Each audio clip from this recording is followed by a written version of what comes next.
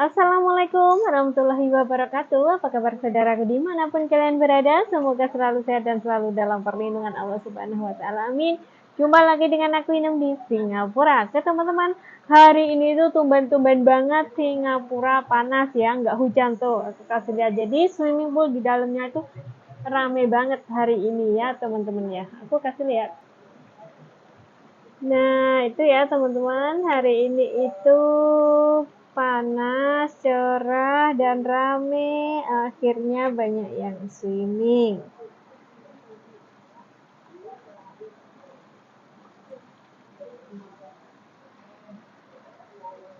Tuh.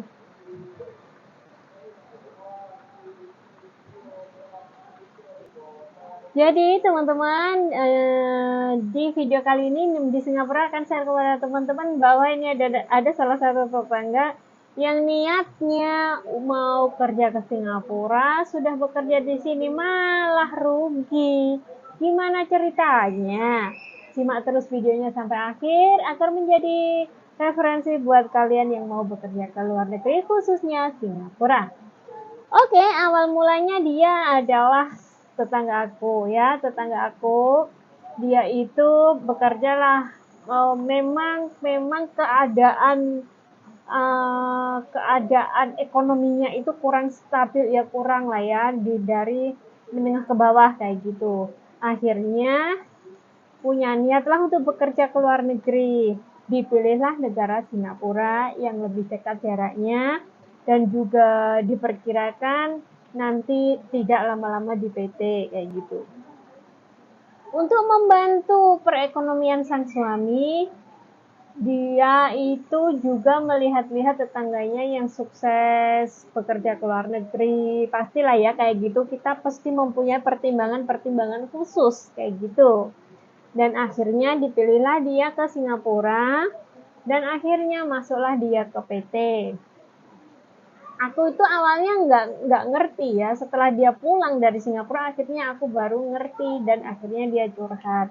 Dan ceritanya itu seperti itu tadi. Dan setelah dia masuk ke PT 1,5 bulan kayak gitu, perkiraan 1,5 bulan dia berangkatlah terbang ke Singapura dan mempunyai job. Ini aku cerita pendeknya aja ya teman-teman ya, mempunyai job setelah beberapa hari di agensi diambillah oleh majikan.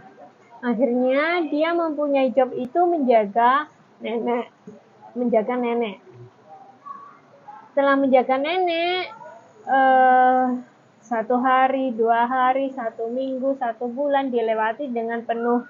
Yang namanya orang kerja ke luar negeri itu adaptasi, butuh bahasa juga. Kalau bahasa sih neneknya masih bisa-bisa ya, Melayu-Melayu kayak gitu.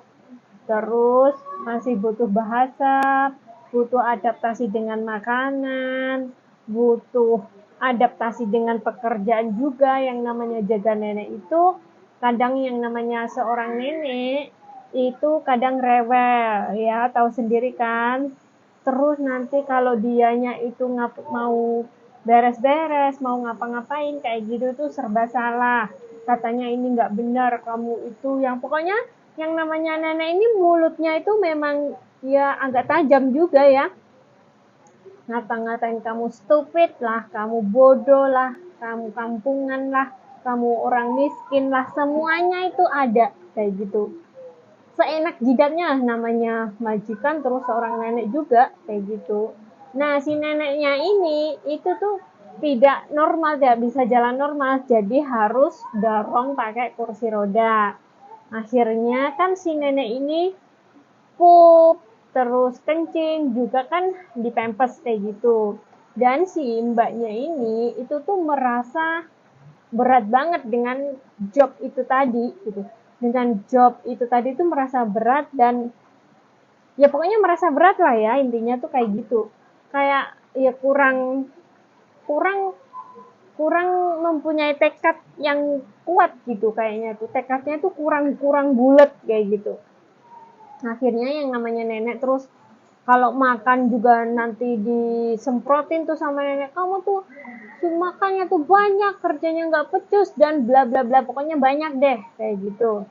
Akhirnya setiap hari dia harus ngurusin nenek pup, kencing, di tempat tidur, terus ngurusin nenek aja tuh sudah capeknya minta ampun ya, kayak gitu. Belum lagi ngurusin pekerjaan rumah, nyapu, ngepel, masak, buat majikannya juga yang nanti pulang dari kerja.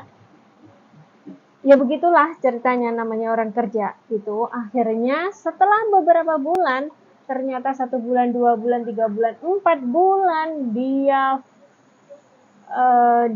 sudah nggak kuat lagi karena potongannya ini dari PT 6 bulan.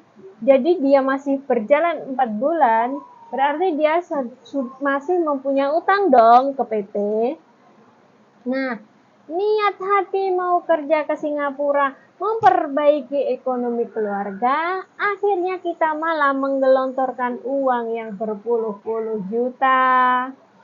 Nah, akhirnya sudah 4 bulan lah dia ini di rumah majikan. Saking sudah nggak kuatnya, sudah nggak bisa nerima, nggak bisa adaptasi, dia apapun yang terjadi, aku mau pulang.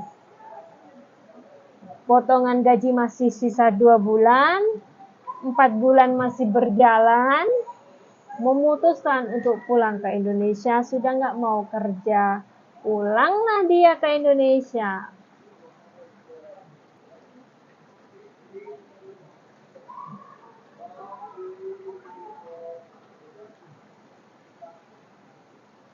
Setelah pulang, akhirnya pulang pun harus didenda oleh pihak PT ya teman-teman. Jadi pihak PT ini sisa potongan 2 bulan ini pihak PT minta ganti rugi 25 juta rupiah. Gitu ya teman-teman. Jadi saya sarankan buat teman-teman kalau menerima job itu dilihat jobnya baik-baik ya. Jangan asal iya yes kayak gitu. Daripada kalian nanti ke luar negeri cuman rekreasi, niat mau bantu ekonomi keluarga malah menggelontorkan uang, malah rugi sendiri, kalian juga nanti yang repot, keluarga juga yang repot. Namanya kerja ikut orang itu nggak ada enaknya, aku bilangin ya.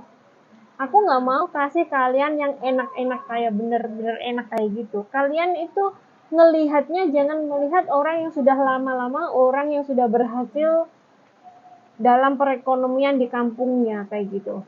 Karena sama dengan tetanggaku itu juga, dia itu melihat orang yang ke luar negeri itu misalnya tuh ya rumahnya udah bagus-bagus, punya tanah, punya pekarangan. Pokoknya perekonomiannya itu lebih baik lah dibandingkan yang tetap di rumah, kecuali kalau mereka memang sudah benar-benar kaya ya dari sononya gitu. Kalian tidak boleh melihat hanya sekelebat mata doang kayak gitu. Kalian harus melihat prosesnya ya. Proses ikut orang kerja ke luar negeri itu tidak mudah. Tidak mudah kita kayak membalikan telapak tangan, tidak seperti itu ya teman-teman ya. Jadi untuk teman-teman semuanya yang mau ke luar negeri harus mempunyai tekad mental yang kuat dan harus mempunyai jurus moto picek kuping budek itu doang. Harus mempunyai jurus ndablek. Kalau kalian nggak ndablek, dikata-katain karena majikan mayoritas itu kalau ngata-ngatain pembantunya itu sudah melampaui batas deh pokoknya. Jangankan ngomongin orang, saya sendiri aja yang dulu-dulu tuh juga kayak gitu. Prosesnya itu benar-benar merangkak dari bawah teman-teman ya. Akhirnya bisa mencapai kesuksesan ya, amin alhamdulillah sampai saat ini. Itu benar-benar merangkak dari bawah bener.